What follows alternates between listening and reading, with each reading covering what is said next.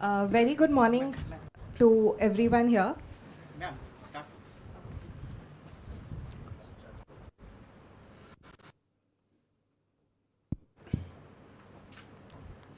Very good morning, everyone. It gives me a lot of pleasure to see a full house on a Saturday morning. And we are back for the second round of this workshop. The last session was extremely informative for all of us. And we're looking forward to yet another session which will be covering all the procedural aspects of the changes introduced in the new criminal codes. At this session, we are going to have Professor Faisal take us through various slides where he is going to discuss the nitty-gritties of the procedural aspects of the new law. And I think we will have a continuous session without any break. And we'll reserve some time at the end, approximately 10-15 minutes, for the Q&A. And that will be followed by a lunch session for everyone. For general housekeeping, we have two exits, one at the end, one at the front. And I would request everyone, including all the students who've joined us today and interns from various colleges, to please put your phones on silent so that the session is not interrupted by any calls or messages. And a warm welcome to Professor Faisal, Mr. Vajani, who has joined us from Delhi. He's our joint managing partner and head of the Delhi office. We also have with us Ms. Sabina Anandraj, who is our chief management advisor, and Mr. Dhar and Mr. Mandal. It also gives me a lot of pleasure to welcome Professor Chaturvedi, who's chosen to sit with his students at the back. And we hope that this session will give all of the students here who have turned up in such great numbers valuable lessons to take back. And with that, I would invite Professor Faisal to take the stage and start the session. Thank you. Thank you, Mahima.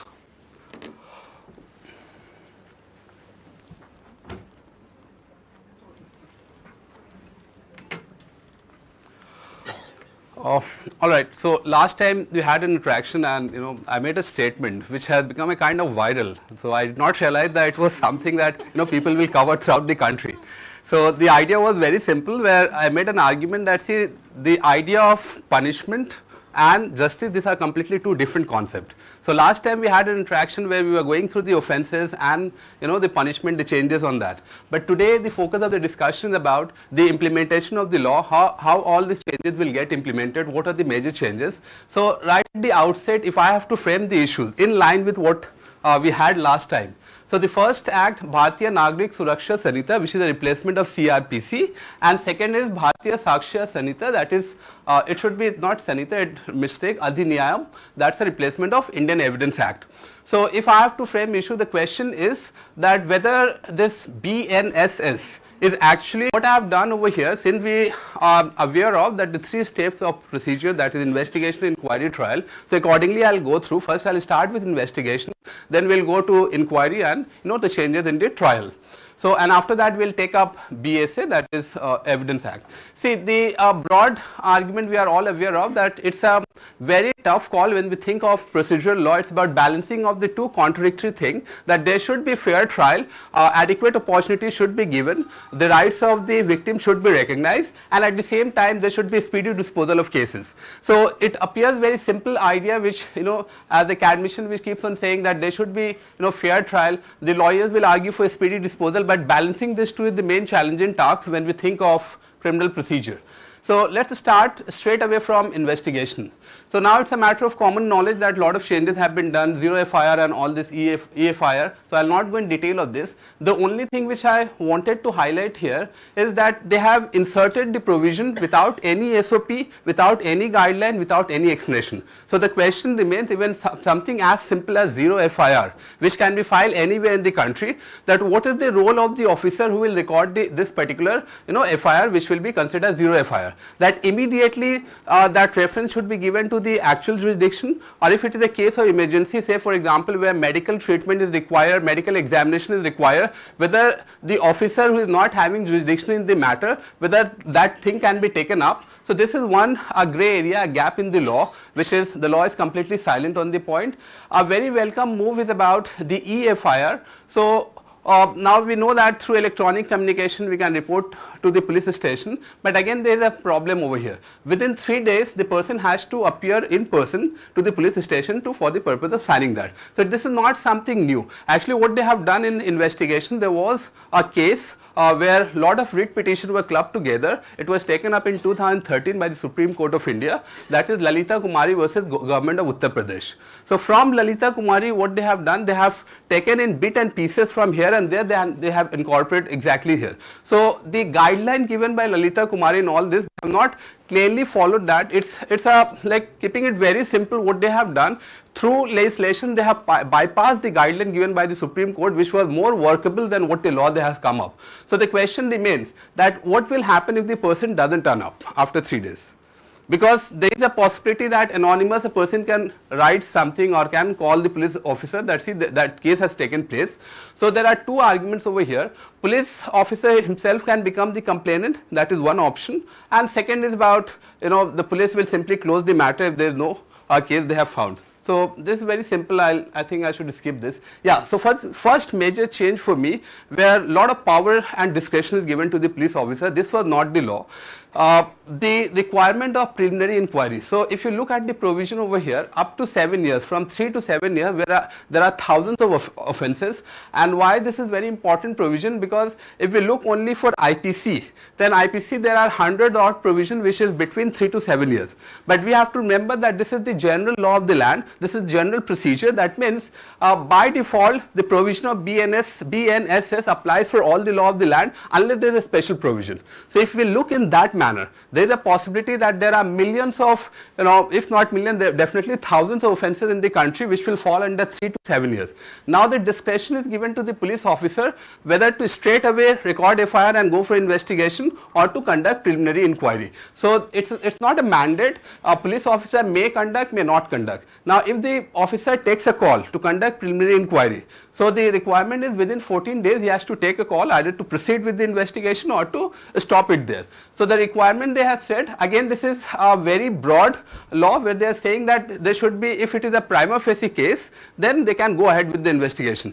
Now the question remains, what is this prima facie case? Whether it will go with the literal meaning of prima facie, whether prima facie means that a concrete evidence is required, whether prima facie, like what exactly is this prima facie in this context.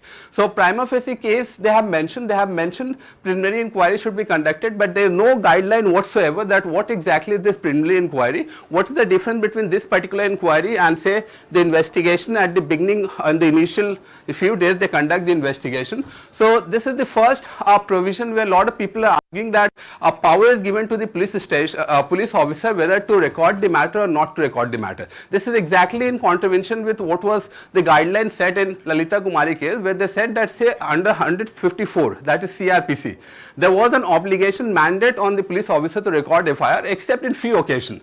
So this is a very big change for me, where the excessive power is given, the discretion is given to the police. This is a very simple provision, no discussion is required, where a complaint to the magistrate can be done against public servant, and magistrate can go through that after going through the fact and all. Okay, this is something very interesting. First time they have made the mandate that forensic experts should reach the crime scene. That means if the offence is about whether it is punishable for 7 years, it's a mandate on the part of the state that they have to arrange the forensic expert and they should go to the crime scene. Now the buffer time given is about 5 years. Within 5 years the state should come up with the arrangement that in every case where there is a punishment of 7 years, so the police should accompanied by the forensic experts. For the time being the relaxation is there for 5 years, but then the question, which is a big question regarding procedure, that whether we have adequate infrastructure to apply all this law. So this is one of the major debate where people are arguing that the law they have made out by saying that is in tune with the contemporary time, but whether we have adequate infrastructure, where people are even confused about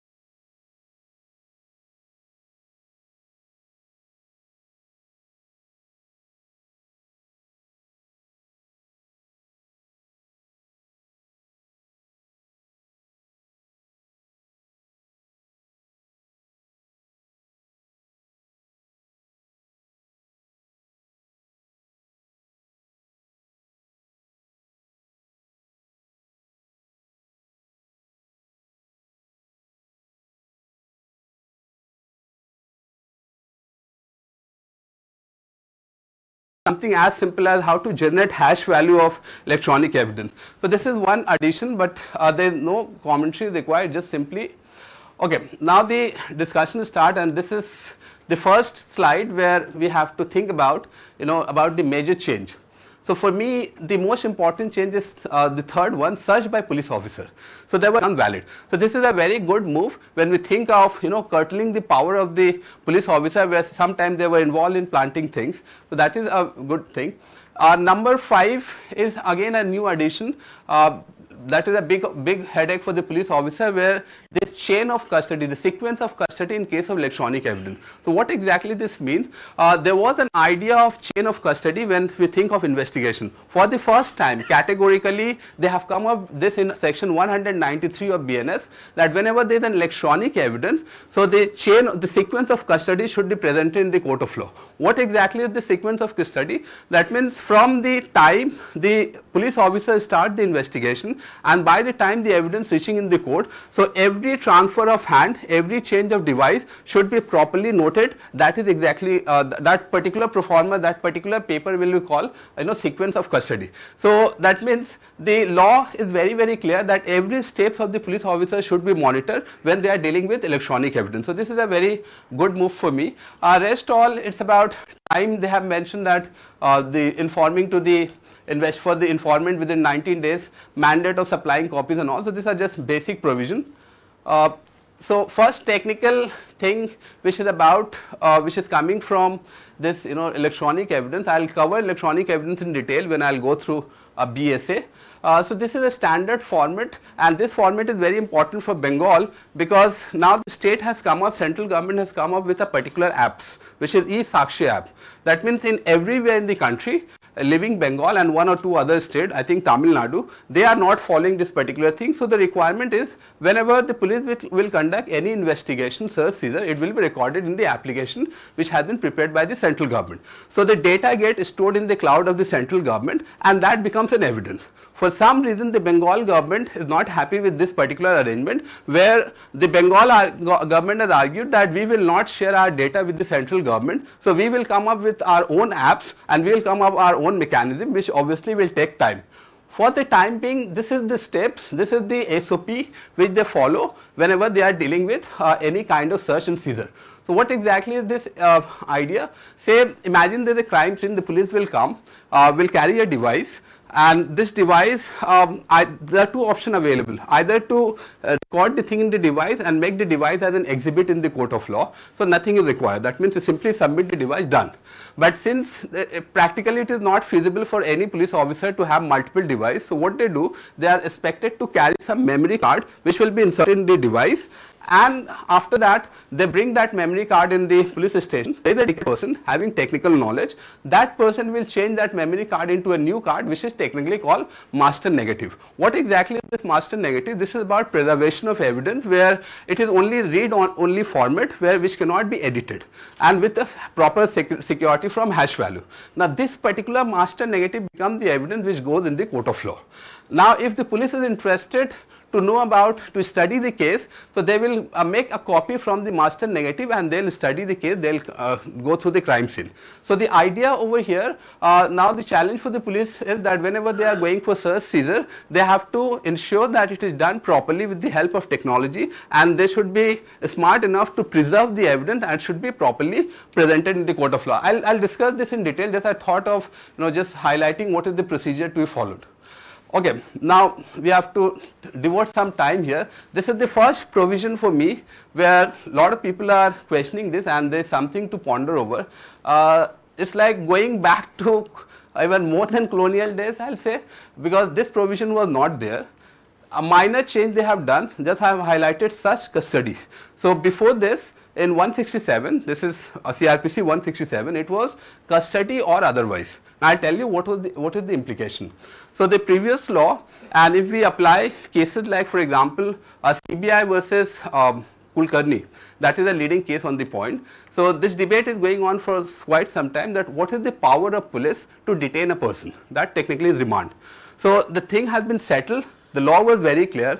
Guideline laid down by CBI versus Kulkarni case, where they said that the police is having power only in the first 15 days, they can detain the people, a person, for interrogation, whatever they want to do that.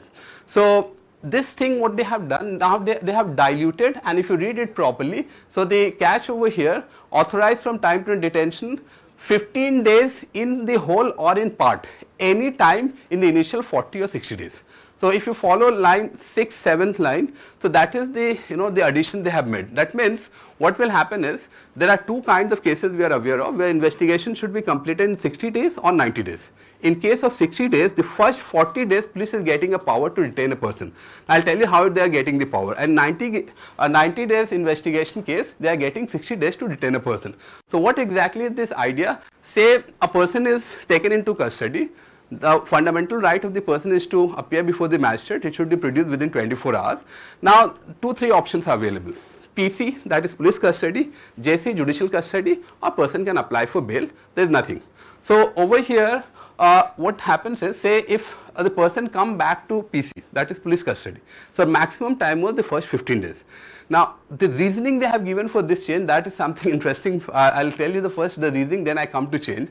So the people who were drafting this, I had an opportunity to interact with them. So they said that all these people in the first 15 days, they go in the in the hospital, and they claim all this medical benefit that they were unfit and all that.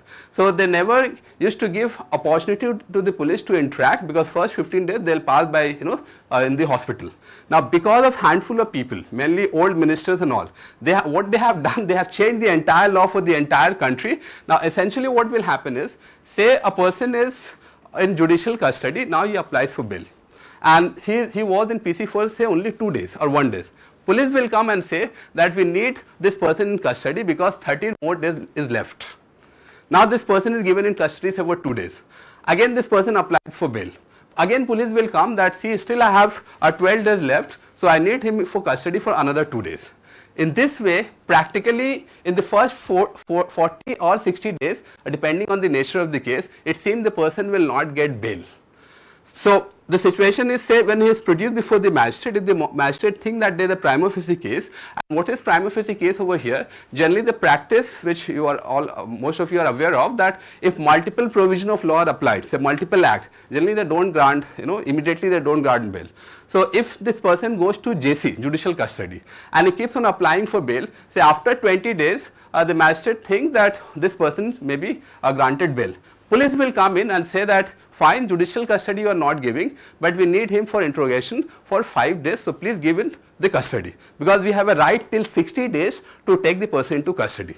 So this is the first time they have done where the question comes, there is a question of human rights here, that whether this kind of extensive power can be given, where a person can be detained for 40 days or 60 days through reference of other jurisdictions. This is only in India, this is the provision where there is a possibility that police can detain a person up to 60 days. There is nowhere in the world, nowhere in the world that the first 60 days police can detain a person with the, in pieces like 3 days, 4 days like that.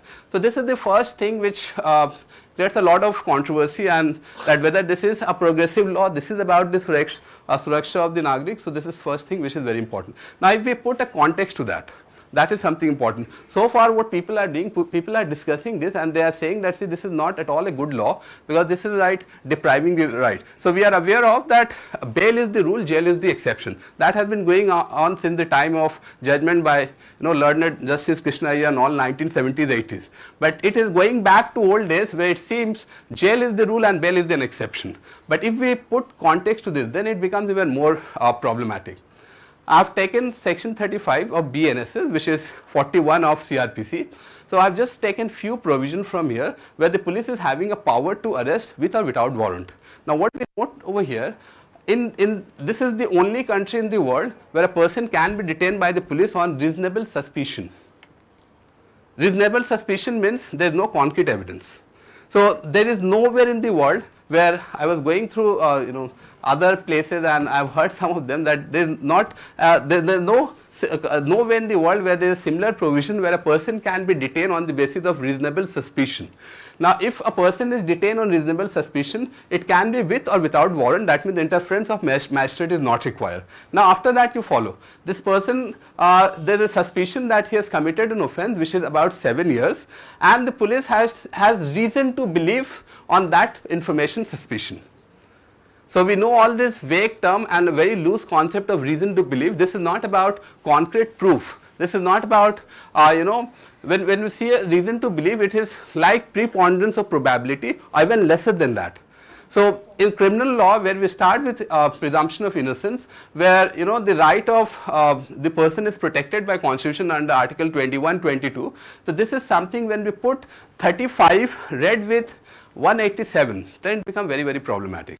That means police is having a lot of power to detain a person, because police will say that we have a reasonable suspicion that you are involved in a cognizable offence, and we have reason to believe in the information or suspicion whatever. Therefore, we take you into custody. Within 24 hours this person is produced before the magistrate. Now, for some reason, if the magistrate thinks this person is not entitled for bail, so one option is JC, and police is always having an option to ask for this PC again. So, it becomes very, very problematic. So, this provision needs to be relooked, a lot of people are saying. Okay, now moving on to the changes they have done in arrest. Some of the good changes they have done here. First is about if a person is above 60 or infirm person, so arrest cannot be done without the permission of DSP or any officer not below the rank of DSP. Then a very good addition they have made in section 36. Earlier time it was confined to informing only relative and friend. Now they have kept it open that the accused can give name of any person in the world, and they have to inform that person that the person has been arrested. So it is no more confined to relative, friend. The accused is given a choice that you just name any person, and the police is under an obligation to inform that this person has been arrested. Further, very interesting thing they have done in section 37, where they are saying that the display of information that who is the arrestee, what is the reason for arrest in one particular district control room, where anybody can go and check if say someone is missing. So whether police has detained that person. So this was the problem. Now if this person is not having any contact, even then one can understand whether this person is under custody or not. Okay, then again a very regressive move, handcuff has come back. So this was all done away in 1980s, handcuffing, human rights argument and all. It has come back. That means handcuffing is now permissible, and these are just example I have written of habitual offender, offense against women and child. So nobody find any nexus of that. How come if a person is involved in one particular offense, handcuffing should be done and not handcuffing for another person. Anyway, but they have kept that. Yeah, so rest all it's same. Another addition is 58, that the right of the accused of 20 hours, it should produce in front of the magistrate when having the matter. So these are some of the changes in arrest, not very important. Okay. The first was the remand. The second is section 107, which we have to note. But first I inform, see they have provided clarification that now summons can be served in electronic mode. So what they have done in entire procedural law, the thing which was valid communication by normal means, everything remains valid through electronic mode. So that is the general idea they have given under the entire law. Section, it should be 86, not 85, where attachment of property of proclaimed person, it was already there. The addition they have done that police can request the court that let us allow to attach the property of the person who is absconding. So up to this much it makes some sense that the person is trying to run away from the trial, this property is getting attached. So people like Malia has to think twice, because the property will get attached very, very quickly under 86. So up to this much it makes sense. What is very disturbing about this law, for the first time in the country, this section 107, they are saying attachment of forfeiture of property where there is a reason to believe that the property has been acquired from criminal activity. This provision was not there. Now what exactly this means? Say somebody gives information to the police that I am having an unaccounted property. It may be movable property, movable cash, whatever. Now the police, if police is having reason to believe, again concrete evidence is not required, and the police thinks that this particular thing has been obtained from criminal activity, straight away will apply to the magistrate. The magistrate in some case will give opportunity to the person to appear within 14 days and to justify that from where he got the property. If valid justification is not there, his property will be attached. But he is not an accused, he has not committed any crime yet. In fact, there is no FIR against the person.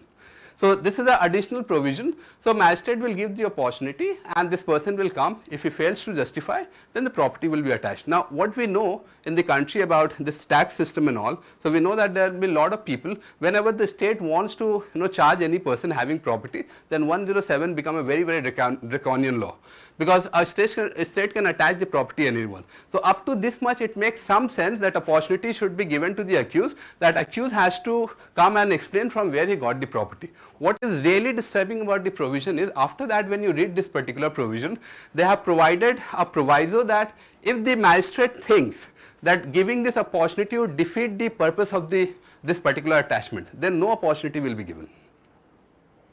I repeat, say I have a property, okay. Now somebody has given information to the police, or so moto police comes to know that this property is where have acquired through some criminal activity. They'll write to magistrate that this person is having this property, please give me order to attach the property of this person. So the magistrate, if he is very kind, magistrate will show cause me that you come within 14 days and you justify from where you got the property. So up to this much, at least the opportunity is given to me. I'll say that maybe I have not paid my tax, I'll pay penalty, whatever. But if the magistrate thinks that this 14-day notice is it will defeat the objective of this particular order, straight away attachment. Now the question is, being a citizen, I don't have any recourse when my property is attached. It doesn't end there. If the property is attached, and if there is anyone who is a claimant of property, say there is a creditor, and that person comes in the court, so again magistrate can give order that within 48 hours sell this property and give the proceed to all the people who are the claimant if they are a valid claimant. So it is going to create lot of controversy, than the people who are having unaccounted property suddenly will realize that he is in a legal soup and there is a criminal case against the person. So this attachment forfeiture 107 is second important provision, which is very disturbing actually. 105 is about what I said before, that now there is a mandate that whenever any kind of search, seizure, any exchange of document from public, when the police is involved, they have to record that through audio visual, means otherwise it is not valid. That means they have to protect that this particular thing has been done. So it is again a procedural thing where they have made the mandate that in case of audio visual there should be attachment of the property. Okay. Over here at the stage of inquiry, there are a couple of important changes. Jurisdiction wise, they have added just one new thing. If a person commits a crime outside the country, so the earlier law was wherever he is found, that is the place of jurisdiction. Now apart from that, what they have done, wherever the case is registered, the offence is registered basically. So what happens is, say a person has committed some wrong outside the country, and that person belongs, his residence is say Bengal. Now somebody has filed a case in say Andhra Pradesh. So that become a place, person from Bengal has to go to Andhra Pradesh and appear all the hearings. So that is the new thing they have added in 208. Complaint case, again a very interesting thing. So we know that there can be two types of cases, a criminal case. One is police case and other is complaint case. When the case commences from the police station through FIR, that is police case, and the alternative is I can always go to the magistrate to straight away file a complaint, that is technically complaint case. So complaint case, it used to come back to police under 156(3) and police would conduct investigation. That was the normal system. Now what they have done is the person approaches the magistrate, magistrate will give opportunity to the accused. Even at this stage, the trial has not started, and the accused will be given an opportunity to explain whether he has committed offence, no offence. That means magistrate will start a kind of inquiry and will try to justify that whether this is a valid complaint or not. So what is the implication of this? The general tendency is that police doesn't record FIR. Now the second which person is having is to go to the magistrate. Now if the person goes to the magistrate will call the accused that whether you have committed offence. Now if the magistrate is not convinced at just interaction with the accused, then complaint will not be entertained. So this is another thing they have added. A multiple offence in 1 year, it was 3, now they have made it 5. Proceeding before the magistrate, 14 days copy should be given. Earlier it was as soon as possible. Now they have streamlined this. Okay, one good change they have done, they have let down the timeline. So I'll show that a lot of timeline they have made. That thing should be completed in 30 days, 60 days, 100 days. So that I'll show in a moment. All right. So one provision which will go against the lawyer is 346. Maximum 2 adjournment. Maximum. Under no circumstances it will be 3. So now they have first time they have fixed the number. So that will something which obviously Fox and Mandal will not like. So only two. Yeah, so 349, this was already there. Now they have come up with the provision, specimen, signature, handwriting, voice sample. Okay, I want to make a point here in 349. There are a lot of confusion regarding right against self-incrimination. That what exactly is this particular right under 20 clause 3. So whether the accused is having an absolute right under 20 clause, the accused to comply with the investigation. So this is just an example they have given under 349. Okay, 355 is a very important change for me. Under 355, now audio visual electronic means attendance through audio visual is possible. That means the one aspect of this cross examination that has been diluted. So the aspect of cross examination where the demeanor of the witness is very crucial thing for the judge. Now since it will be done online through video conferencing, and there are a lot of provision of video conferencing, so this understanding the demeanor of the witness is no more relevant. That means audio visual, a person can obviously may carry something in front also. So in a lot of places what they have done, they have given the scope that if there is a lot of time or delay will happen, that person can always appear online through video conferencing and can testify. So the problem over here, apart from demeanor, there is a possibility that this person is tutored by someone, some document he is carrying. So that thing they have done away about, demeanor of witness. So 355 is not the only provision. There are a lot of other provisions where this audio visual has been given. 356 is again we are the only country in the world where we have provision like 356. Nowhere in the world. What is this 356? Trial in absentia. Trial or inquiry in absentia. It was never there. There is not a single place in the world where you have 356. So it's a basic right. When the trial is conducted or inquiry is conducted, it should be done in the presence of the person. So over here in criminal case, they are deciding thing ex parte. To the extent lawyer doesn't appear, so state for formality will give some lawyer through legal aid. Now we know what kind of legal aid practice we have, and will convict the person even to the extent where if this person doesn't turn up, if 30 days appeal period is gone, he is not even having right of appeal. The moment he is arrested anywhere in the country, if death sentence is given, death sentence will also be executed, because the time limit is given for everything. Even for mercy petition they have given the time limit that within 30 days, 60 days they have to comply. So 356 is a major concern from the human right perspective, that the person is not even aware of, maybe he is absconding, maybe he doesn't know that there is a case against him, maybe he has gone to foreign country, and if you come back to country, suddenly you realize that this person should be behind the bar maybe for something. So what is another important thing when you go through the provision of 356, there is no leniency regarding that this person was absent or no adequate representation is done. So they will follow the rule of civil law that if the person doesn't turn up ex parte and just convict the person and apply the law of the land. So 356 is something which is a matter of concern. One or two leeway they have given over here, that when the trial is going, he came back from the foreign country after say 50 days, 30 days appeal period gone, so he will not be allowed. That is not a valid excuse, that which should also be considered. And second thing, they are saying that since the procedure is followed. What is the procedure here? The procedure is that they will advertise, they will declare the person as proclaimed offender, and after that they conduct trial. So the only time they are giving here, that after framing of charge they will wait only for 90 days. If the person turn up, fine, otherwise they will decide the case and convict the person. So essentially what is going to happen to proclaimed offender, every case of proclaimed offender now it will be conviction, because there won't be any adequate representation from there. So this is something which is a new introduction, it was never there. Okay, there is one good move under 398 witness protection scheme. This was required, and this is some very welcome move, that now we have but this is a one line section. They have not mentioned what is the scheme. They have simply said that state government can come up with a scheme. So there is one guideline they have come up, Ministry has come up in 2018, which guideline classified offender and witness into 3 different categories. So they are classifying witness that someone who is involved in a witness of a heinous crime, less heinous crime, that way. So still we don't know what kind of protection will be provided, because this is a major concern of the law enforcement agencies, that nobody is coming to testify, because nobody wants to become witness. So 398 is a kind of it's not an incentive, it's just a protection that if anybody wants to become a witness, then he can always get adequate protection from the police. But what is this adequate protection, what kind of protection will be given, that they have not mentioned here, they have left it to the state government. So there is a possibility that the kind of scheme Bengal follows, in UP you will have completely different scheme. There is also a possibility that a witness protection scheme is in one state, but in other state you will not find it.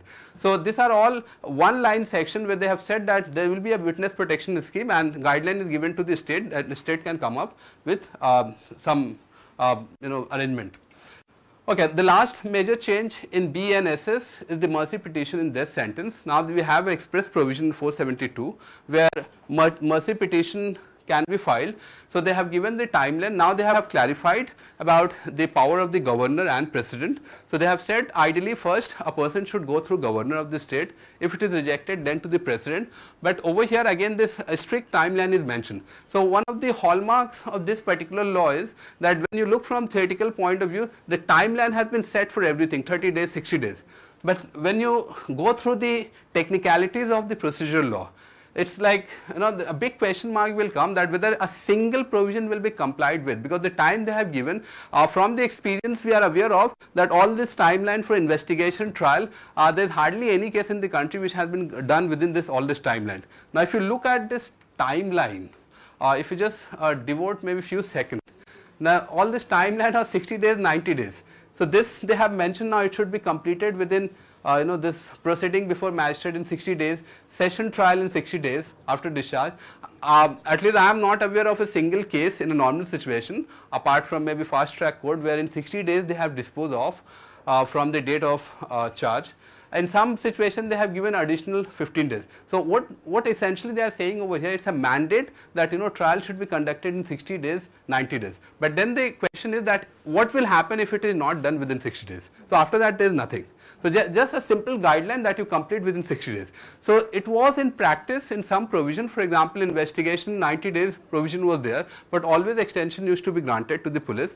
So it seems that it's kind of paper tiger where they have mentioned all these days, 30 days and all, but only time will tell us whether it is practically feasible.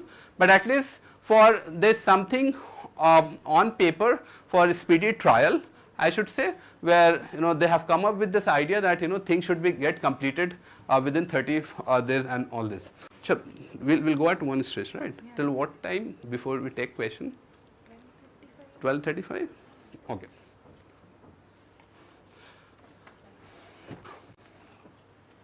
Yeah.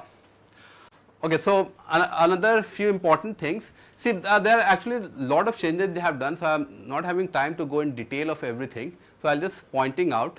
There is a difference between different kinds of trial under BNSS.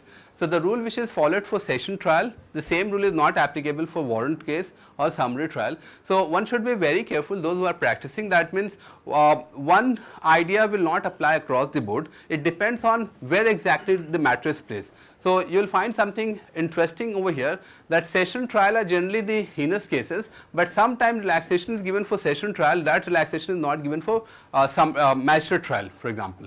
The first major change for me over here is about the summary trial, where the power is given that up to 3 years of punishment it can be conducted through summary trial. So this is a kind of good move, and as well as the question of fundamental right again come, because we know that in summary trial it is just complying with the basic procedure. So any offence which is punishable up to 3 years, where there are quite a few offences, so that power is given to the court, that court can go for summary trial. That means not fulfilling all this technical requirement. Session trial, as I told you before, that physical presence of the accused is no more required. Evidence can be taken from audio visual means. Warrant case, this closure, okay, this is one thing which they have mentioned several places, that they will not provide lot of opportunities. Say for example, the witness has been examined, sometimes it happens that the witness is not coming for cross examination and taking time, adjournment and all. Now this all gone. If the witness is not coming for cross examination, they'll just simply remove and decide the case, as if that witness was not examined at all.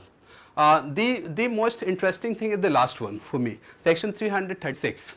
So section 336 says that any public servant or expert, when he gives an evidence in the court of law.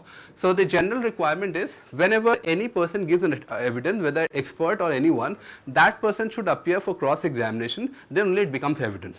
So when we say of substantive evidence, we know the rule that the fact should be cross examined, then it becomes an evidence. But over here there is a relaxation. What is the relaxation?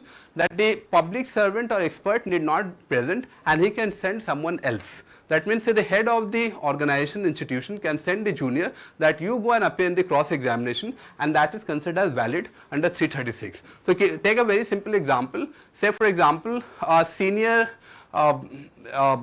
think about maybe medical practitioner has given an opinion in a medico legal case which may be a matter of life and death, and at time one opinion can decide acquittal conviction. Now this person will not come in the court, he can send the junior and junior will go and defend. So what we know from the rule of hearsay evidence that the person who has acted, the one who has perceived the fact, that person should come in the court. So here this relaxation is a very important relaxation, that the person who is giving the opinion, he is not appearing in the court, because the reason I have given, if there is an undue delay or any kind of expense is required to bring that person, or maybe that person is occupied in a lot of other things, then any junior or successor officer can come and that person can testify and it becomes a valid evidence. That is something very, very interesting, or rather problematic I should say. So these are some of the major highlights of trial in BNSS. I'll come back if I get time, but the idea first to complete all the changes. So regarding BSA, that is Bharatiya Sakshi Adhyanam, that is about evidence. The entire Evidence Act they have written almost, except one change, that is electronic. So this particular change which the government has highlighted, that they have everywhere you will find that they are counting the change, that in evidence there are 50 changes, IPC 200 changes, BNS 500 changes, but in reality when you think from the substantive point of view, evidence only one change they have done, that is about electronic evidence. So what exactly is the change? Before we come to change, let's like in the language of the court, let's refresh the memory a little bit, because this particular slide is important for me to get hang of electronic evidence mainly. So we know that there is a dedicated provision of thing which is legally relevant, and the thing which is legally relevant may not be allowed in the court of law on the ground of public policy. So every relevant fact may not be admissible, right? But every admissible fact is relevant. So for example, something which is related to the affairs of the state, communication between lawyers and client, between spouses, those are not admissible in the court of law, but that may be legally relevant. So first three is about the substance of the evidence law. It's about the content, that what is permitted and what is not permitted. But the important part for our discussion is the remaining three. It's about the rule of admissibility, which is a matter of procedure, authenticity and the probative value. So at the present moment, when you go through all the cases and the development of last 24 years, from 2000 we are having all this IT Act and amendment. So you will find that the entire focus is on the admissibility issue, not on authenticity and probative value.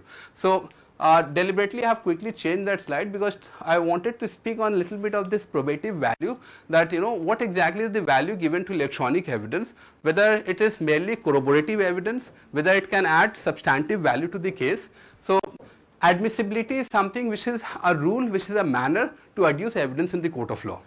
After that is done, the court will forward that to the lab for the purpose of checking authenticity of that evidence. If everything is fine, the expert has given report, now the court will put the evidentiary value, which is technically called probative value.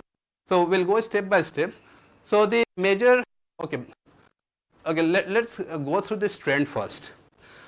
This particular topic is something which, like every other day you will find something or the other coming from High Court, and every other year something coming from the Supreme Court, exactly contrary to what is they say 2 years back.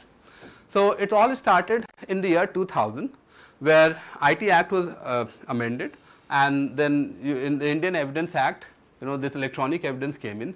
The first major case of the country is Parliament Attack case, the biggest case of the country. In 2004, this NCT Delhi versus Navjot Sandhu is Parliament Attack case. Now I'll not go in detail, but I'll just touch one or two facts to put things into perspective. What happened in Parliament Attack case, the terrorists who entered inside the parliament, they were all encountered, and the main accused in this particular case was Afzal Guru, was considered as mastermind of the case. So death sentence was given, executed, all done. So the real challenge for the police was how to connect Afzal Guru with the case, because on that particular day, forget about inside the parliament, Afzal Guru was not in Delhi only. He was in Srinagar, according to prosecution. So I'm just speaking from what is there in the case. So the prosecution argued that the people who enter inside the parliament, they have recovered mobile phone, and through the call record, they found that there was a communication between the person, the terrorist inside the parliament, with Afzal Guru. So this is one of a very, very important evidence in the chain of evidence that Afzal Guru was involved. And there were other circumstantial evidences, so I will not go into that, because the focal point is only about electronic evidence. Now this thing they have proved in the court through CDR, called little record, okay? That is, they have taken from the company. But when they have submitted CDR, they have not given any certificate, which was the requirement of the law. So it was placed before the High Court. Then ultimately in the Supreme Court, the defense kept on arguing that, see, this is secondary evidence, certification is required from the year 2000, otherwise it is not valid. So at one point of time in Parliament attack case, this CDR became a very, very important piece of evidence to connect Afzal Guru with the case. For some reason, the Supreme Court said that we'll go with the old law, all these new changes, electronic evidence is not required, old law is good enough, we admit CDR, and we are convinced that there was communication between terrorist and Afzal Guru. Done? It became the law. So for the first 13 years, this idea of electronic evidence and the special provision was not in practice after Parliament attack case. So 2013, this decision was decided, this was quoted in 2014 AIR, but the decision is 2013. So first almost 10 years from 2004 to 2013, there were millions of cases in the country. They have applied Afzal Guru case, and then this case happened, Anwar versus Bashir. Anwar versus Bashir, I will not go into fact of the case, but simple argument was that whether the new law should be applied when electronic evidence is presented or not. This time the Supreme Court categorically mentioned that the law which was decided in Parliament attack case, we are overruling that because that was a wrong interpretation of law. Wrong interpretation of law for two reasons. One is that this requirement of certification is mandatory and special law prevails over general law, because this 65B is a special law, right? Second is, this is a new change, because it was, the old system was already there for documentary evidence, and it was a subsequent development which happens, therefore, that should apply. So in Anwar versus Bashir, 3-bench decision of the Supreme Court, a very few rare occasion you will find where expressly they are naming the case and they are saying we are overruling our decision, which they have done in Anwar versus Bashir. Then the question came, what will happen to all these cases which are decided from 2004 to 2013, rather 14?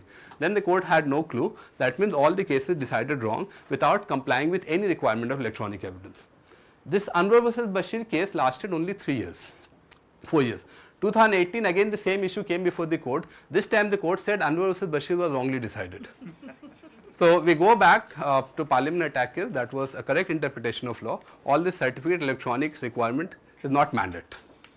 This lasted only for a couple of years. Arjun Pandit Rao case, now same thing, same argument came. This time they said Anwar versus Bashir is the correct law. All this law should be overruled. Parliament attack, Shafi Mohammed, and after this, at least for 4 years, somehow Arjun Pandit Rao is the law, that it is a mandate that if there is a secondary electronic evidence, there is a procedure which needs to be fulfilled, I will show that, and if it is primary, then no procedure is required. So the major bone of contention when we are dealing with Indian Evidence Act or electronic evidence is what is primary and what is secondary. That is the first elementary question. So when we look from a technical point of view, so a technical person will say everything is secondary except binary code, because everything is in binary. But from the legal meaning, it's not the binary code. Court of law is not at all interested in all this binary and all. So they have their own meaning. So legal meaning is completely different from what we understand from the literal sense about primary and secondary. So again here on this particular point, Anwar versus Bashir is a leading case. I'll just quickly touch upon with 30 seconds the piece of fact, because that will help us in understanding what happened in Anwar versus Bashir. Okay, before saying that, if I ask you a question, let's say I have a data in pen drive or CD, whether it is primary or secondary, what should be the answer? 100% secondary? Can it be primary? Before 1st July? No, not the new law. If the data or information is created on the pen drive itself. But how you create without the help of a device? Can you create data? I don't know, technically. You can, I am not technically that sound. Legally, I am saying that if something is created on the No, certainly pen drive. Yes. How? Insert it into memory, but you're working on the pen drive memory. Your primary space where it is being created. Got it. But I hope you will agree that you need computer, some device, something is required. I have just pen drive. Right now I am having pen drive. Correct. Can you fit anything in this without the help of any other thing? Correct. But, But I even mean, inside a computer you need something. even No, so that's fine. But you need a processing device, processor. the processing device works on a memory space. That's fine. So That's the fine. memory space, the primary memory space that would be used would be the pen drive. So if you have a No, that's perfectly fine. What I am if you saying have is, a document on in the pen drive and you amend that document itself within the pen drive and don't save it anywhere else. no, that's fine. Say I have a Would pen you drive. do it now? Actually, I think I have a pen drive. Wait. You I can't think amend it without. I have a pen drive. Imagine this. This is an empty pen drive. Can you, without the help of anything, can you put any data in this? So then, what is the primary device? No, I'll come to that. But I hope you understand. You're understanding. data, Apart from pen drive, we need something, right? maybe we may need something. That, Like even by that logic but I if can you- say I need to plug in a computer, so without the switch I can't. No, not electricity. that you- No, I tell you, I tell you the idea. I tell you. I'll take from what she's saying. See, there's a difference. There's a difference between a storage device and a processing device. So, say just pen drive I have. I need something, one more device. Then only data will come here, right? Same applies for CD. Okay. So this is the standard rule which was applied before 1st July, and that is a settled position that if you have a pen drive, that should qualify for secondary evidence because the source is something else. Directly you have copied, you have taken something in pen drive, possible. In memory card, say for example, I have a phone right now. If I record the scene over here, I can directly get it recorded in the memory card, but it is happening through phone. Just memory card, if I show like this, nothing will happen, right? So from before 1st July, it was absolutely clear that if you have data in pen drive, CD, that was secondary. Okay, this is the general notion, and this I have explained in I don't know how many places, but can we comprehend this? Yeah. Now I'll come into present law. So I'm talking about old law first. Is it possible to comprehend this? This is what Supreme Court has said.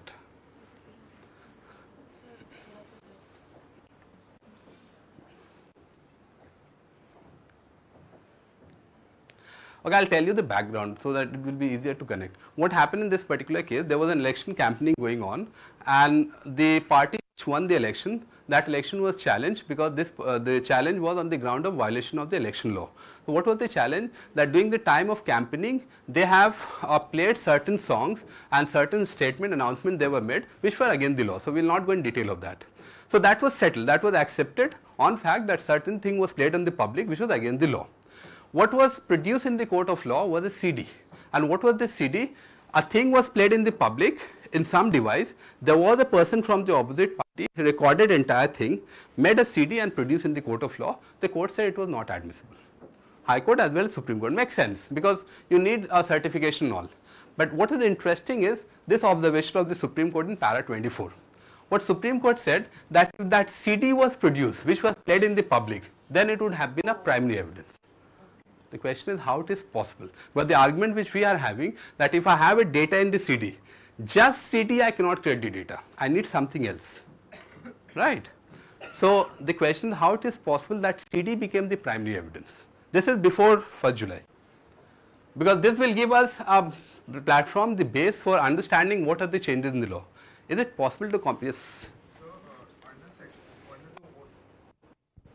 Under the old law in section 63 of the Evidence Act, subsection 2 states that there must be, for evidence to be secondary evidence, it must have been copied as a part of a mechanical process. True. So insofar as putting data on that CD is not a mechanical process, then the CD might be considered as primary. Primary means the original source. Primary simply means the original. In that case, the hard drive from the CPU, That is primary. That is primary. 100%, no because problem. it has been created there as well, and Yes, the yes. information Like server, has been like- originated like from server. that particular device. Like server, because that is connected with device. Okay, I tell you what is the logic over here. This particular point has not been touched in any case. What they wanted to say over here, it's not just about a mechanical idea of copying and not copying, it is also the subject matter which is involved. Why the court said this particular thing? Because of the nature of the offence involved. What was the nature of offence? The nature of the offence was defamation, publication, where till the time the publication is not happening, it will not become an offence. Say for example, I write something in my computer against all of you, this is not a wrong, right? So at least one person in the world should know.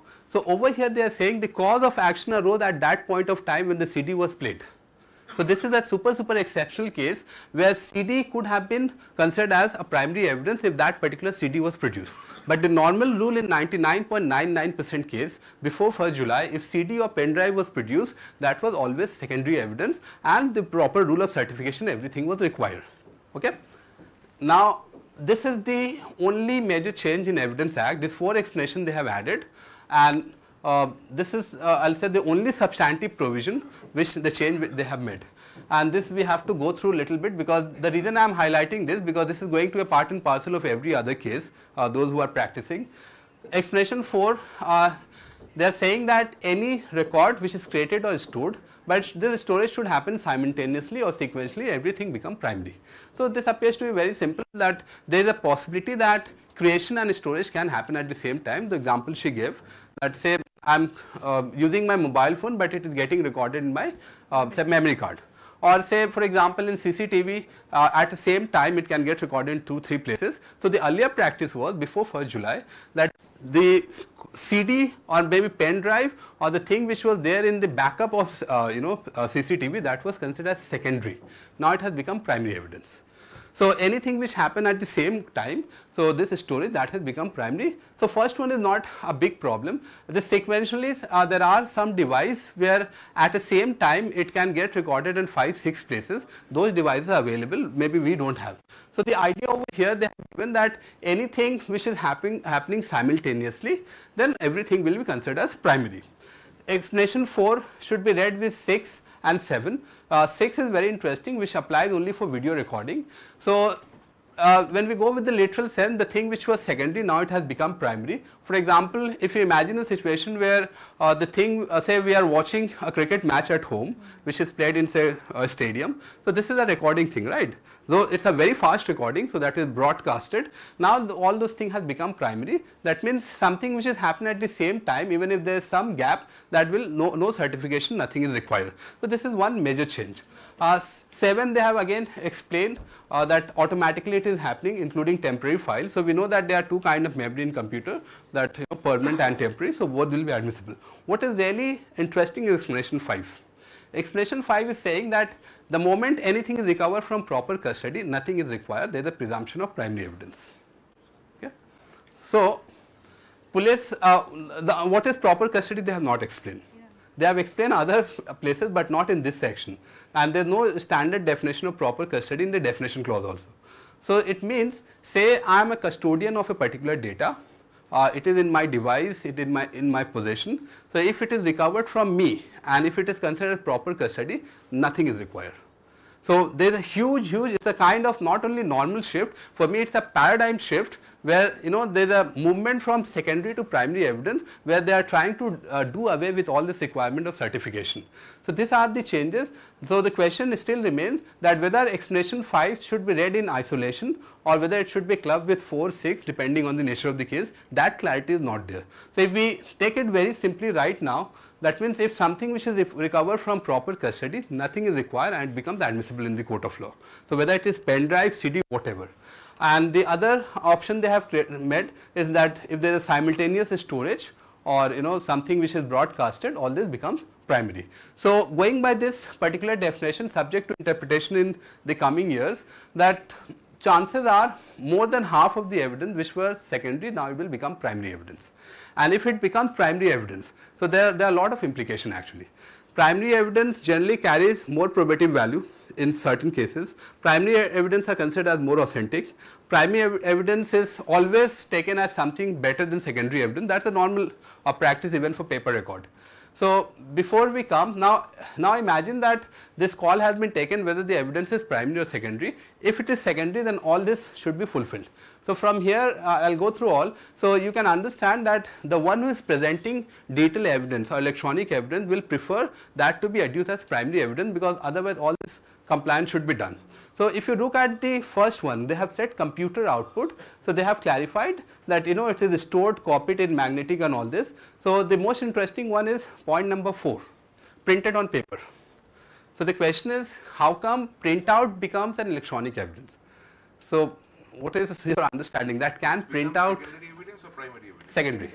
It always But was secondary. but the question is that With the certificate. no, but the question is whether printout in every case will become electronic evidence. Forget about primary, secondary.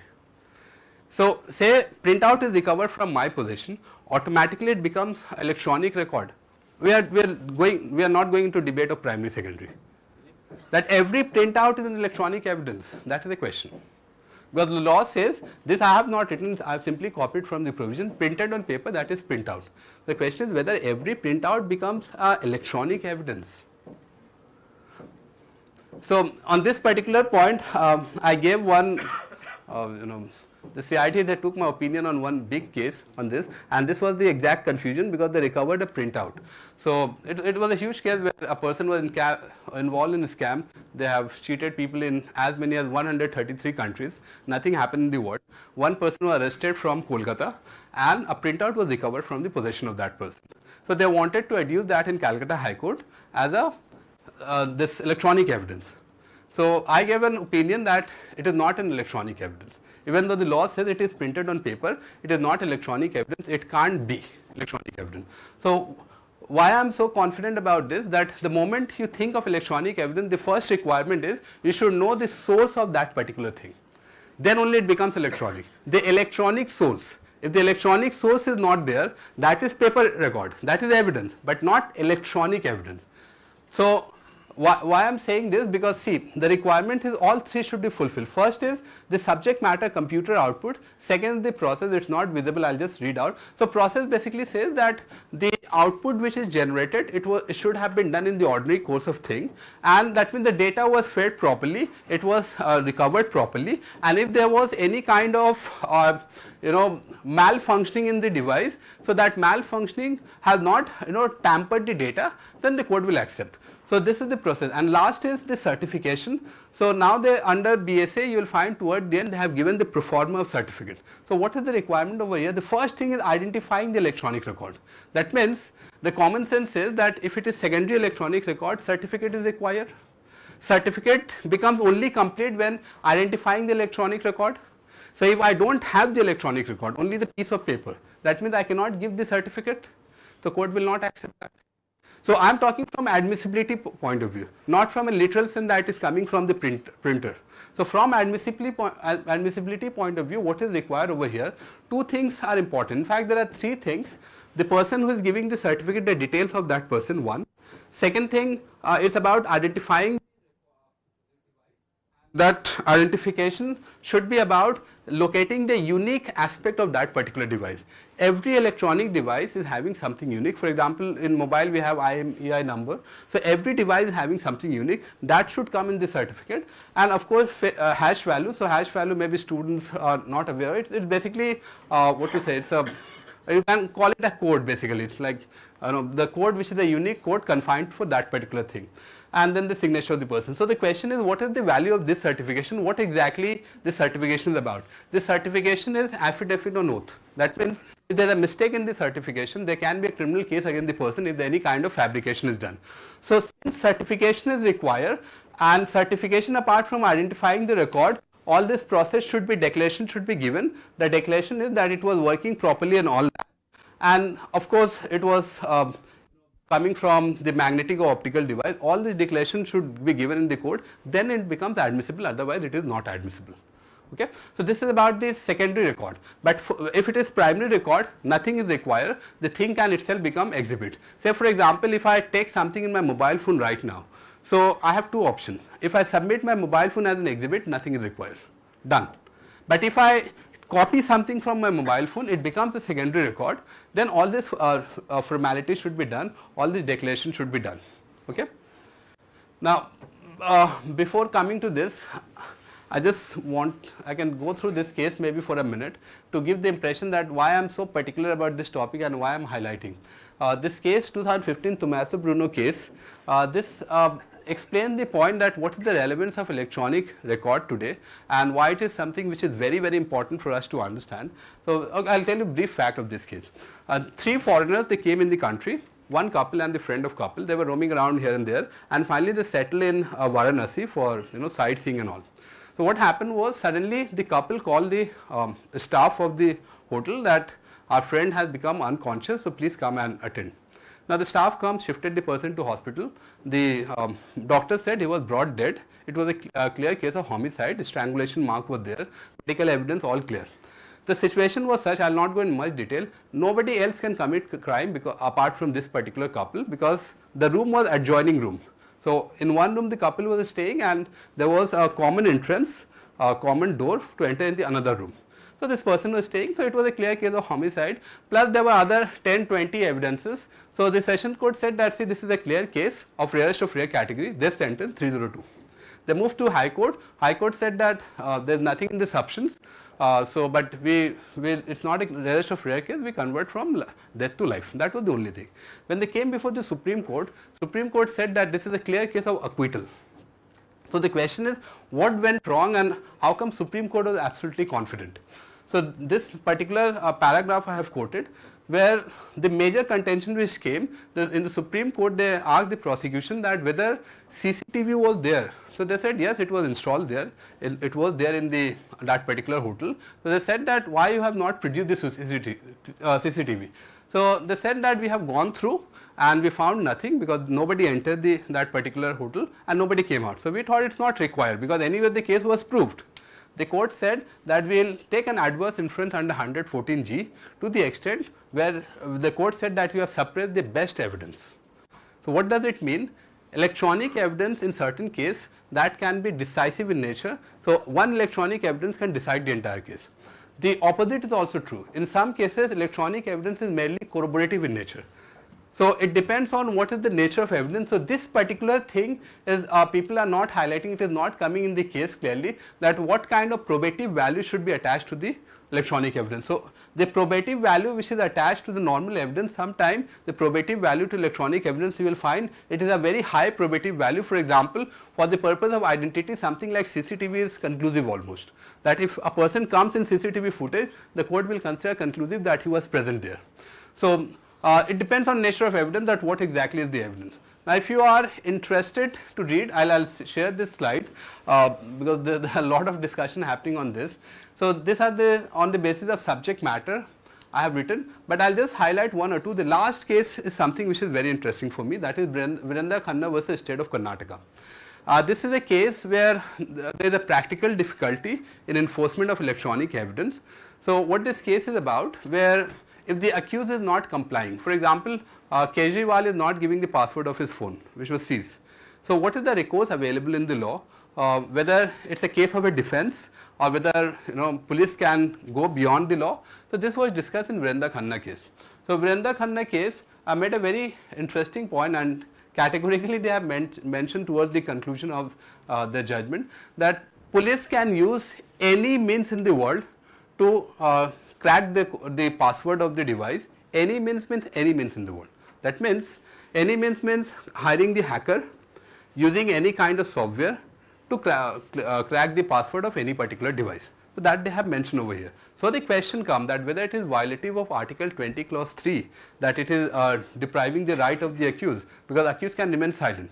So over here they have given a very well balanced decision. They are saying that it is not discriminatory, it is not going against the right of the accused. If the accused is not complying, let it be. So you use any means. If nothing works, then they have made a very interesting point, and this is very important for the defense, that if compliance is not done, so this is still not in practice in Bengal, and it seems it will catch up very soon, where they have said that declaration can be given by the prosecution in the court for adverse inference. That means the court can take adverse inference if the person is not complying with the password. So this is a balanced decision where they are recognizing right of self-incrimination vis-a-vis about electronic record which is produced. Other cases, it's all on some or the other specific point. If you are interested to know about admissibility of email, then the Calcutta High Court case is a leading case on the point. Abdul Rahman, I am sure some of you must be locating, this is a very famous case. It's Khadim kidnapping case. So this is a leading case about admissibility of email. CDR Jagdeo case. So I have written point wise. Maybe if I get time after question, then maybe I'll explain all this. So this is the basic changes which have been done in CRPC and evidence. So we'll take question if we get time, because let them, if they have question, then we can come back to that. Because there's, yeah, please. Going back to the point of admissibility of printouts of telephone records or things like that. So Navjot Singh, they admitted this, the printout of a telephone record. Right. Right? Not telephone record, CDR. CDR, yeah, that was admitted. But if you read Justice Nariman's opinion in the Arjun versus Kailash case, this was considered bad law. Right. Now, if it has come back in the legislation now, which is something which has been declared by the Supreme Court as bad law in 2020, do you suspect that there might be writ petitions against this, or there has to be some sort of, recourse for, cutting down this as unconstitutional? There is a very good question actually, and a lot of people are having that whether this law has diluted the standard set by Pandit Rao. That precisely, especially the Nariman judgment, right? So if you look at this, see, they have not diluted. If you read this, this is in conformity with Pandit Rao case, because Pandit Rao case, they are not saying that you need certification in every case. No, they're saying if the original record is available, then you don't need certification. Right. So what dilution has been done? The dilution has been done. The dilution is that this particular thing is stored and all this proper custody. This was not covered in Arjun Pandit Rao. So all they have done, they have diluted it where certain thing where certification was required according to Pandit Rao. Now it is not required under 57. So dilution has been done, but essence remains the same. So I'll say that it's a middle path where Took the dissenting opinion and applied it here. Kind of. Because this comes from the dissenting opinion. There was no dissenting opinion, so the other judge confirmed to Nariman. They did, but there were certain points. But just written in a different manner. So I have gone through that judgment. So what Fali Nariman said and the other judge, they just confirmed that, but written in a different style. But yes, you are absolutely correct that some dilution has happened because of this 57, what was laid down in Pandit Rao. Yeah. Also, one other follow-up across the workshop.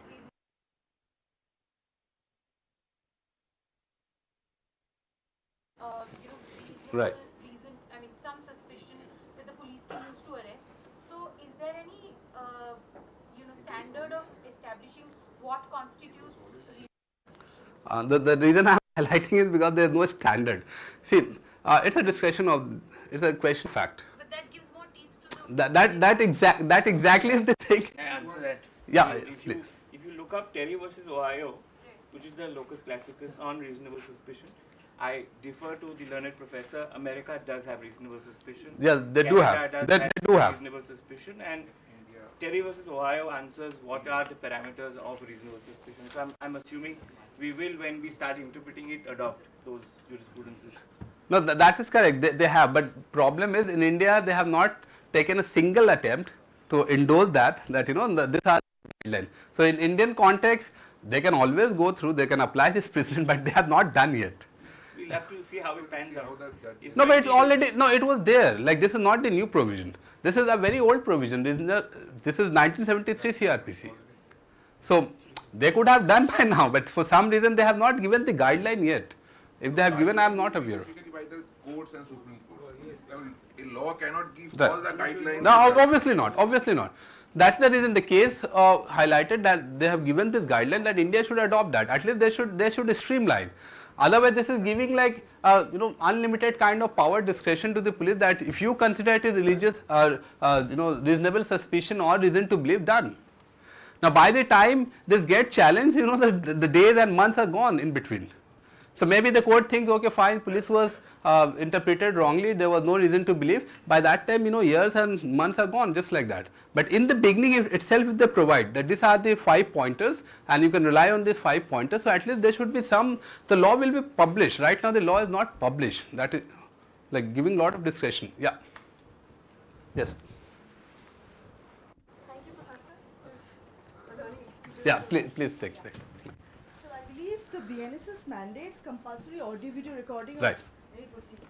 So do you feel the police authorities are ready for it? Because I believe they are having some e-saksha where you have to, it's a cloud-based Right.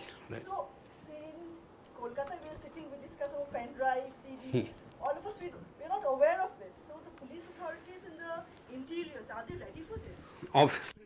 And in fact, to add Not only that, judicially also. Because add insult to injury, the government is very clear that we are not going to implement e-saksha. In Bengal, at least, they have given this statement. So e-saksha we are not applying. So all this procedure I have mentioned because of this alternative, this guideline given by BPRD and all that applies for Bengal. E-saksha app, what they have done, that's rightly you have pointed out, cloud-based app, where up to 4 minutes recording can be done, and that password is given. And if more, you can use your own mobile and then yes. So that's like one server you have, central server, but over here the government think that why we should share data with the central government, so we will not go into that. So for the time being, we don't know what step will be taken. But yes, one of the challenges, as I've said, that all these laws are fine when they are saying that it is in tune with contemporary time, technological development and all. But when we go through outskirts, so I've gone for training, just say maybe. No, just within Calcutta only. So I'm talking about Barrackpur. So they are saying that, can you tell us what is hash value? So this is first time we have heard. This is Calcutta only. That is about police officer, and they are like senior police officer. So that is the state of affairs. We don't know how they are going to implement all this. So obviously it is going to take time. Yes. Sir, I also want to talk to you about some provisions where the burden of proof for the burden of proof has been reduced a little. So for example, in the previous IPC, the 295A, right now is 299. Before the new criminal laws came into place, there was a lot of criticism on this law, even from the lens of Shreya Singhal, that this certain profession was suffering from the doctrine of overbreadth, and that any kind of reasonable suspicion over here would account to that offense. Now, over here, even any evidence against the accused through electronic means would amount to a commission of a cognizable offense. And Right. previously also it was being criticized, and in Punjab there is there's that controversial amendment where anyone prosecuted under this section would go to jail with the maximum sentences for life, and the rest of India it's mostly 7 years. So don't you think in these cases the prosecution already had an upper hand in the trial courts and in the lower courts, now it is, I think, obstructing justice a little bit? What should I say? See, the first thing is this particular provision is not only for prosecution, I should say, the one you are talking about. It can be applied by both. But yes, you are correct on one point, that because of introduction of electronic, now it becomes provided more scope that more evidence will come. So say the best example is something picking up from social media. So you write something. In the last session we had this interaction, which was, for some reason, all this paper people they like that 152 about publication. So we had the interaction that if you write something in the social media and all that is good enough ground not only to prosecute. They are saying it is a proper evidence. So that way, yes, the scope has increased and you will find more prosecution. I'll go with you what you are saying.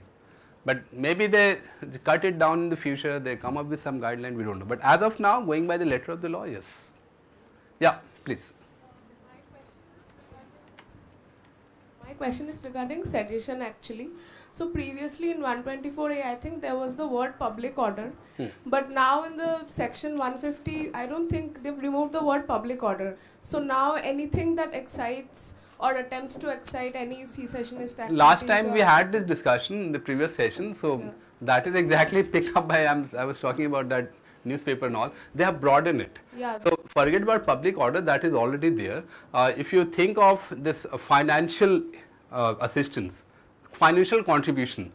That means, say you are contributing financially in the one which they have published in Telegraph. They have started the article like this, that if I contribute, in the magazine, and that magazine, because some reason it becomes seditious, then the person who has contributed, that person will also be charged under 152.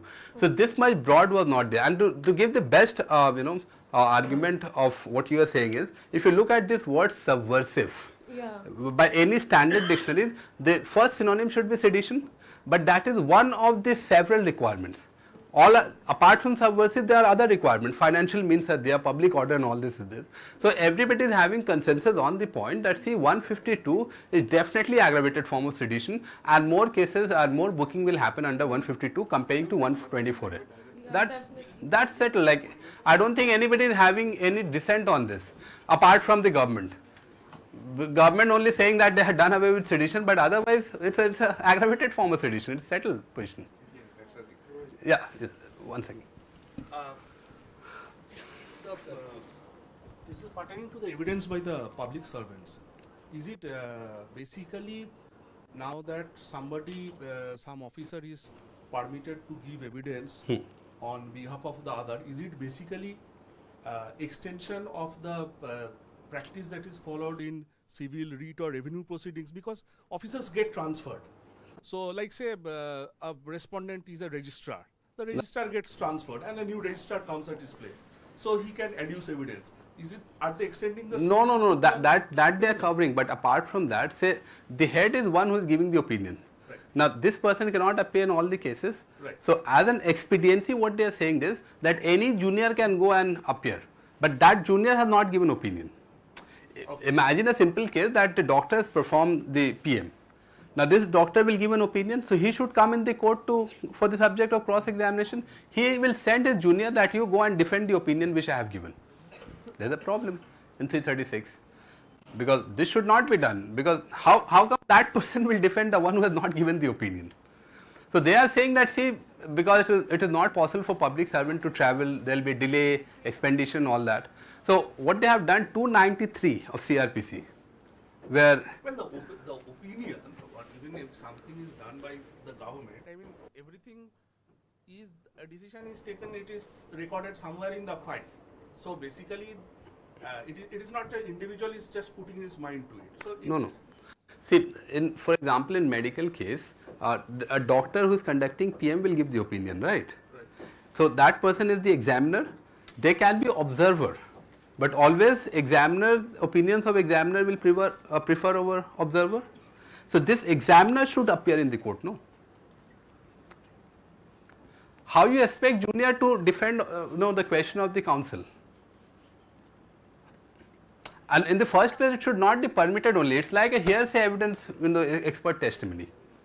I have perceived a particular fact. I am a witness.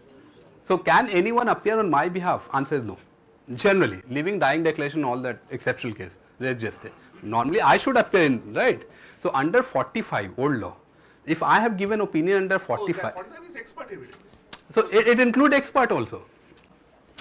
It includes both. Excuse me. Yeah. Just to clarify over here, we are talking about, so the provision has 3 legs to it, 336.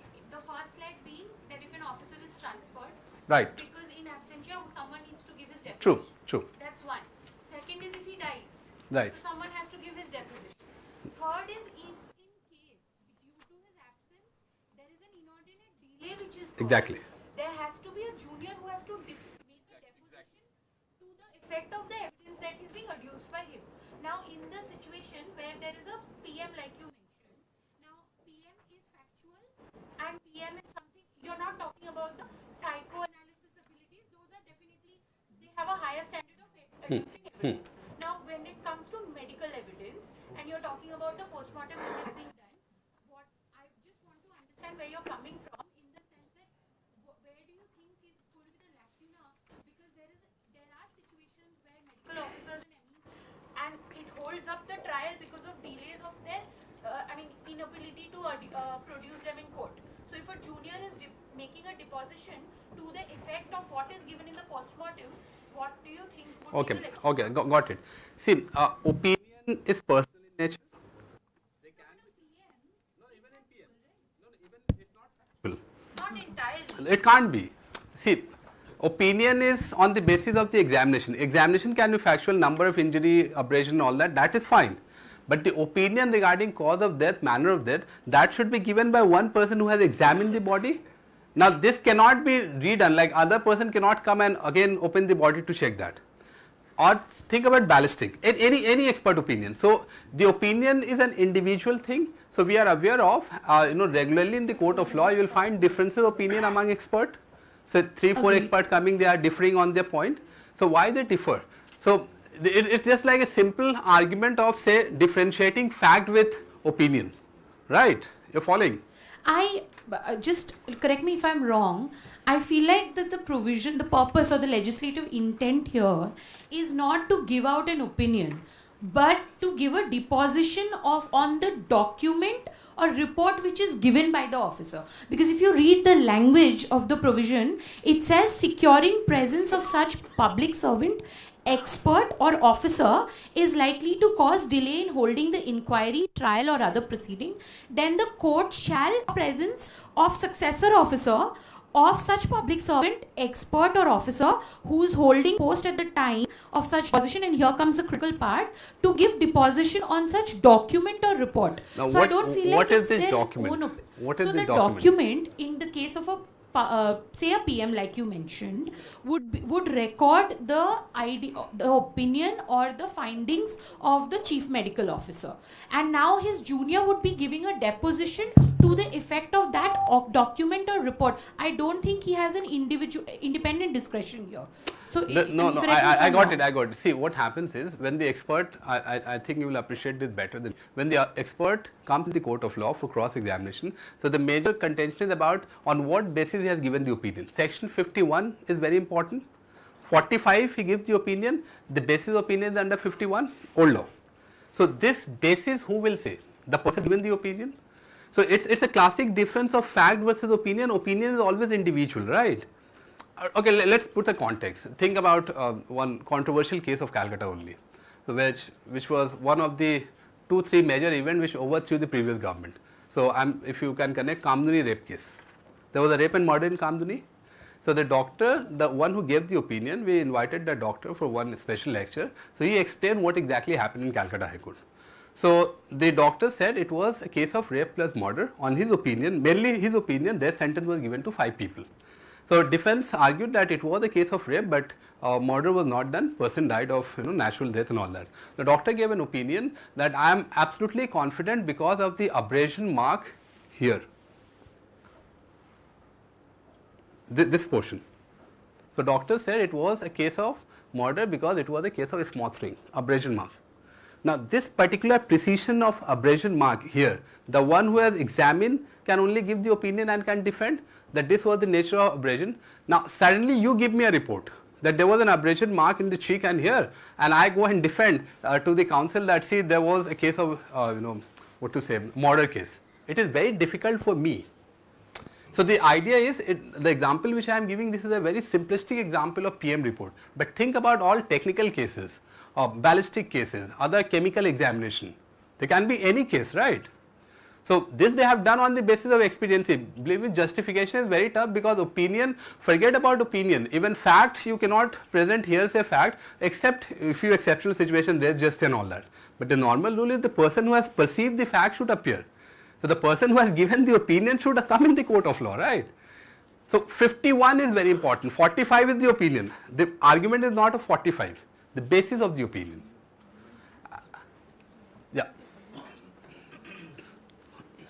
Yeah, anything else? Yes, please. Regarding your ex parte trials, where the accused doesn't appear, is it permissible for the accused to appear midway during the trial? Yes, yes. And then what happens to the evidence already recorded? Can he make out a case to reopen? That's a very good question. So they have made one provision that the court may permit, can ask the person to cross-examine, may permit. Discretion given to the court. So why they have done this deliberately, say it is the end of the trial, so maybe 4 or 5 years trial has conducted, now the accused suddenly appears and say that I want to cross-examine all that. Obviously they will not permit. So the discretion is with the court, but they have kept this option that if the accused appears, court may permit. But the impression by the language is that continuation from there onward the accused should take, unless something happened in the recent past. Yeah. Anything else? Yes, Naima. Just a small doubt about what happens to all of the Supreme Court judgments or High Court judgments on provisions which are pari materia with the new law.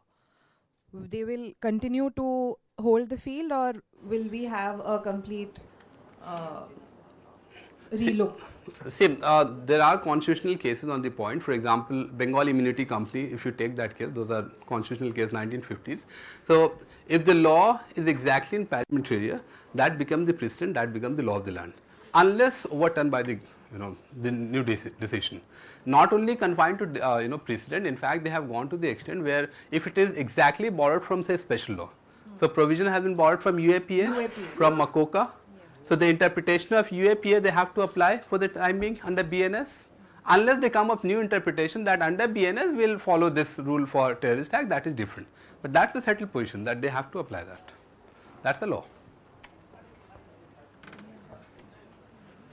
That is the only hope that there will be some clarity. If you remove all the precedent, then entire new thing. Yeah. Okay, you have more question. Yeah. One last question on that. Like ma'am asked, would those laws be pari materia?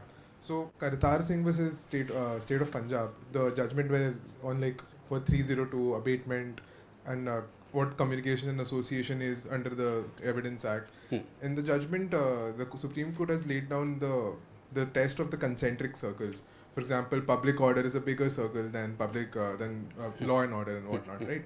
So how are these judgments, like now that we've both agreed that there is going to be some issue with more prosecution in aggravated sedition cases and blasphemy cases for 299 cases.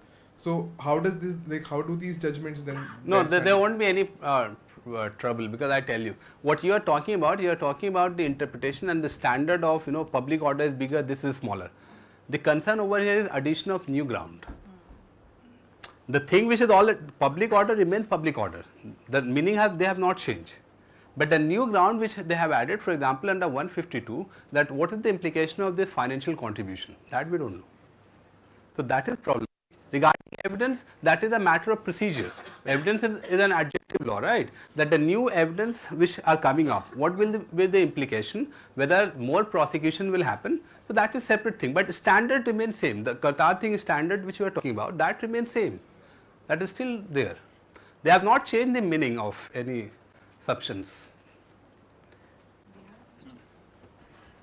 So we'll also open questions to the participants who have joined virtually, and can we please unmute them so their question can also be heard?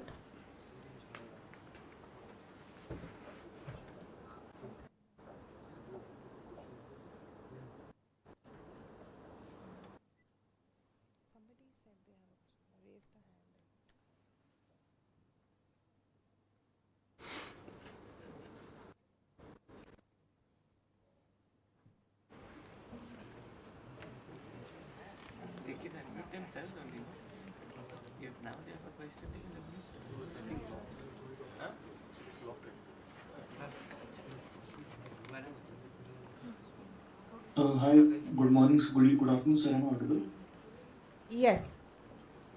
Hi, sir. I'm Tanish Arora. I'm associate at the Delhi office. Sir, I wanted to ask one question. So you were mentioning that I think that the trial in absentia, there's a new addition in the new laws. So, sir, I just wanted to ask you, if, for example, earlier when an accused was absconding or not available at all, so in that case, was there any provision per se to deal with, basically, was there any way to continue the trial in that manner earlier also, or is it something altogether new in this new laws only? Okay, it's altogether new. The earlier time only there was a requirement of that property may get attached, but this idea of conducting trial and inquiry is absolutely new under 356. It was not there. It's a new provision, complete new addition. Okay, thank you, sir.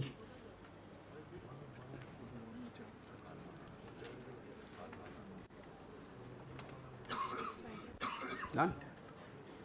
Okay. So we end it. All right. Thank you. After a rather foggy morning, I think we have all woken up after this session. I would invite Mr. Kunal Vajani to extend the vote of thanks. Good afternoon, everyone. And I know we are holding up between lunch, but formality is a formality. And it's very heartening to see all of us not remembering what Judge Bernard Shaw said. The criminal law is not meant for decent people. We're all here listening to and learning the criminal law and not behaving decent people. But we've had a very good 2 rounds of learning from Professor.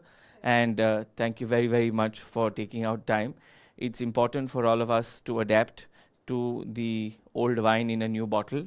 And with the Hindi name, as we would put as, very difficult for each of us to even remember, even on sane times. And, sometimes when our seniors ask, when we are drunk, we obviously don't remember the names at all.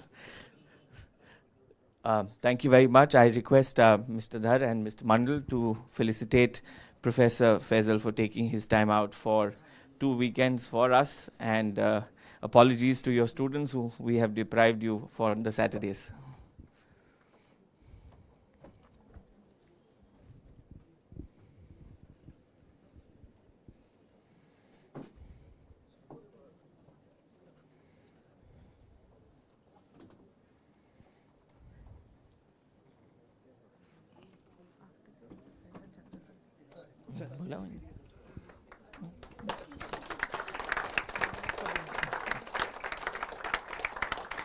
In it.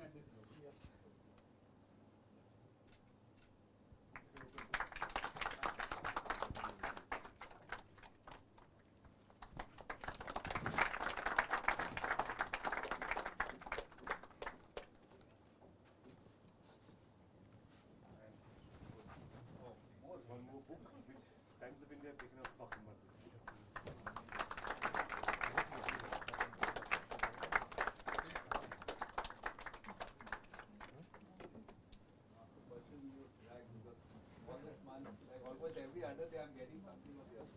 My friends are saying that you need a new